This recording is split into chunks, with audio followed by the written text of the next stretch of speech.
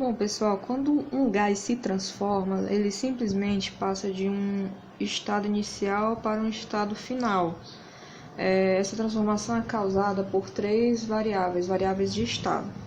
No caso, nós temos uma pressão inicial, um volume inicial e uma temperatura inicial, que eu vou representar por P1, V1 e T1. Quando eu altero um desses três, eu vou acabar obtendo um estado final, que é uma pressão 2, um volume 2 e uma temperatura 2. Essa primeira formulazinha aqui, eu chamo ela de equação geral dos gases, certo? Transformação isotérmica, por exemplo, nós temos uma transformação onde a temperatura é constante. Se a temperatura é constante, isso significa que T1 é igual a T2. Vamos fazer uma modificação matemática aqui. Modificando a equação sabendo que T1 é igual a T2, nós podemos fazer isso aqui, ó. P1V1 igual a P2V2, que é o que já estava. Porém, se eu mudar esse T2 de lugar, fazendo com que ele suba até o numerador, né? Porque deste lado da igualdade ele está no denominador, e se ele passar para o numerador, ele vai vir para cá, né? Multiplicando. Ele estava dividindo, foi multiplicando. Porém, nós sabemos que T1 é igual a T2.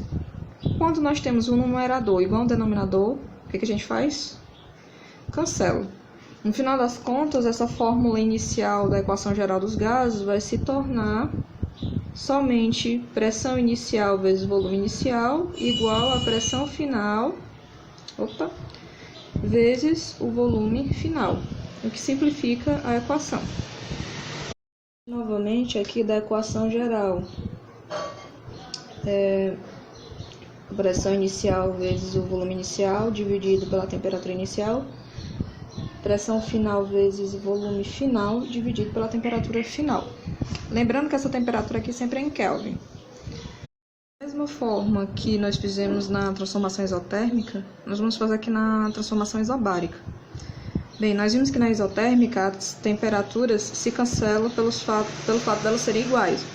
A isobárica, no caso, as pressões são iguais, né? A pressão inicial é igual à final. Então, o que acontece? Se eu tirar essa pressão final daqui, e que ela está aqui multiplicando, e levar ela para o outro lado dividindo, nós também podemos considerar que, como P1 é igual a P2, eu cancelo um com o outro. Daí, a minha formulazinha vai ficar somente assim, ó. O volume inicial dividido pela temperatura inicial vai ser igual o volume final dividido pela temperatura final. Bom, pessoal, a transformação isovolumétrica ocorre quando o volume inicial é igual ao final, né? Então, só vão se alterar a pressão, temperatura inicial e final. Essa transformação ela também pode ser conhecida como isocórica. E, além disso, assim como as outras, isobárica, que pressão inicial e final se cancelam, e a isotérmica, que a temperatura inicial e final se cancelam, a isovolumétrica vai ser da mesma forma. Então, poupando a gente aí da movimentação matemática, basta que você faça isso aqui, ó. Volume inicial e final são iguais, então eles vão acabar se cancelando. Daí, para transformações isovolumétricas, só resta a pressão inicial sobre a temperatura inicial igual à pressão final dividido sobre a temperatura final. Bem, fazendo um resumão de tudo isso, acaba que você tem que focar na equação geral. Porque se você tem conhecimento dela, basta que você identificando que o problema se trata de uma transformação isotérmica, você vai tirar da equação geral o termo T. Então, o que sobra é a fórmula que você vai precisar. Se o problema em questão for uma transformação isobárica, que é com pressão constante, você tira a letra P. E o que sobrar vai ser a equação da transformação isobárica. E, por fim, a transformação isovolumétrica ou isocórica, que você deve apenas tirar o volume inicial e final, e a fórmula que sobrar é a que você vai usar na situação problema. Vou mostrar para vocês, nós vamos usar a equação geral, sem tirar nada, nem volume, nem temperatura e nem pressão. Em condições tais que um gás se comporta como ideal, as variáveis de estado assumem os valores 300 Kelvin, que é a temperatura, 2 metros cúbicos, que é o volume, e 4 vezes 10 elevado a 4 Pascal, que é a pressão. Isso tudo aí são características do estado inicial, que é no estado A, que ele descreve aqui, né? Sofrendo certa transformação, o sistema chega ao estado B, que é o estado final, em que os valores são 450 Kelvin, 3 metros cúbicos e P. O valor de P em Pascal é. Então, nós temos todos os valores aí e vamos descobrir a pressão final. O que eu sempre aconselho é que você anote as informações que tem na questão. Vamos anotar aqui organizando no estado A e no estado B. Nós vimos que no estado A, a pressão 1, o volume 1 e a temperatura 1 são. A pressão 1 é 4 vezes 10 elevado a 4 Pascal. O volume 1, que é o volume inicial, são 2 metros cúbicos e a temperatura 300 Kelvin.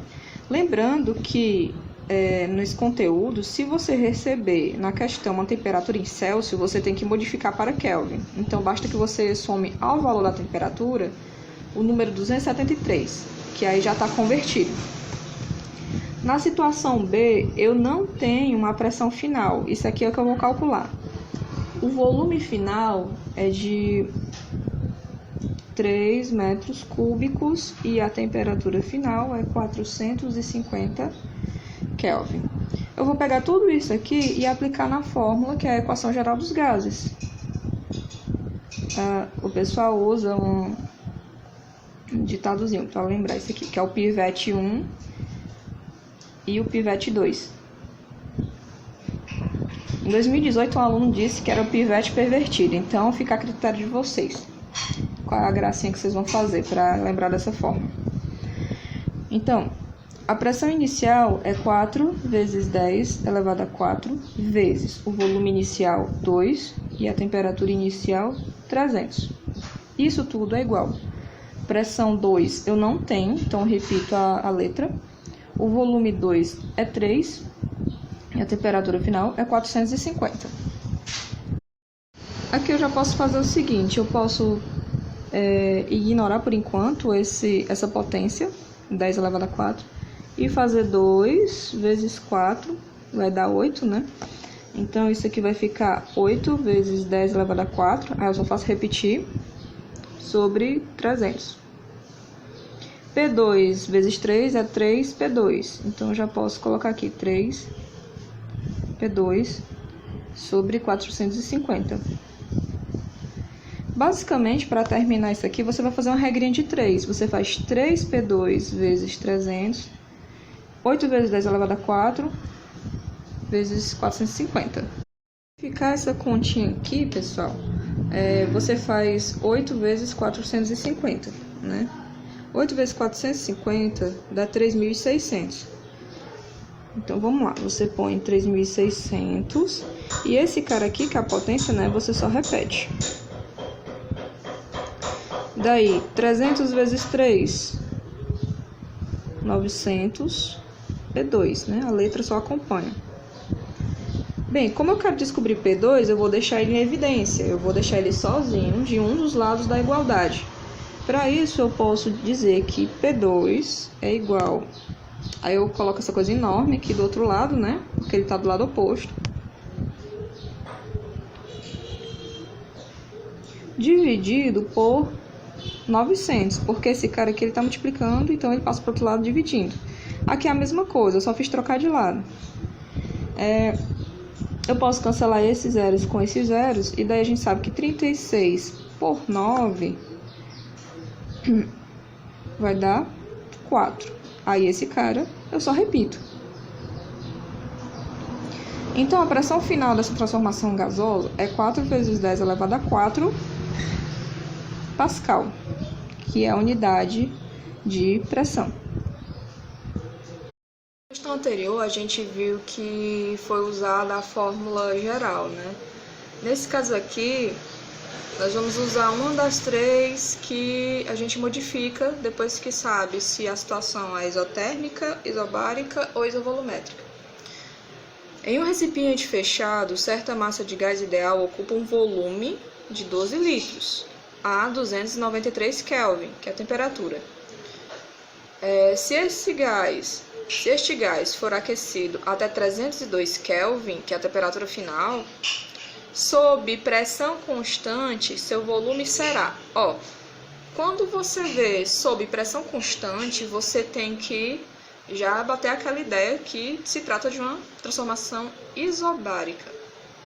Nós vimos que como a transformação é isobárica, a pressão vai acabar sendo cancelada e daí nós vamos usar só essa aqui.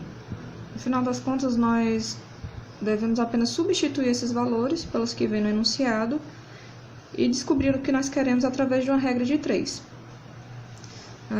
Vamos colocar aqui os valores. Primeiro, tem um volume de 12 litros. Volume de 12 litros, uma temperatura de 293 Kelvin. Isso aqui é o estado inicial A. E esse gás vai passar para o estado final B, onde a temperatura dele vai ser 302 Kelvin.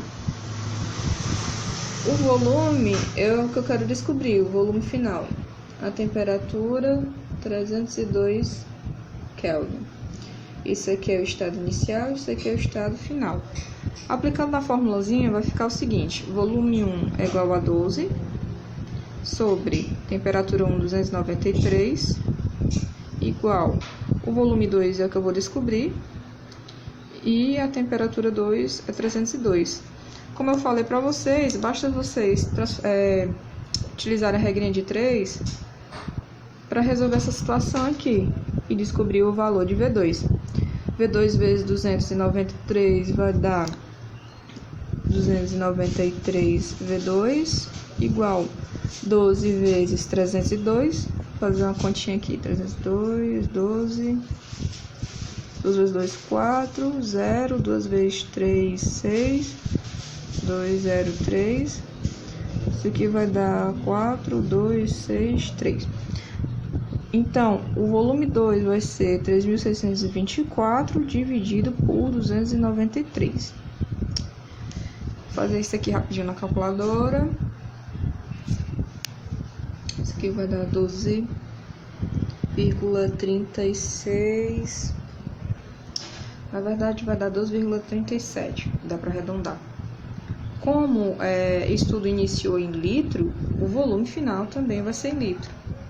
Normalmente nessas questões, a única unidade de medida que você precisa trocar é a da temperatura, que você precisa transformar Celsius em Kelvin. As demais unidades você pode deixar como tá, ok? Agora eu vou colocar um exercíciozinho para vocês resolverem lá no Google Forms. Espero que o vídeo tenha ajudado e façam as atividades, tá bom? Cheiro!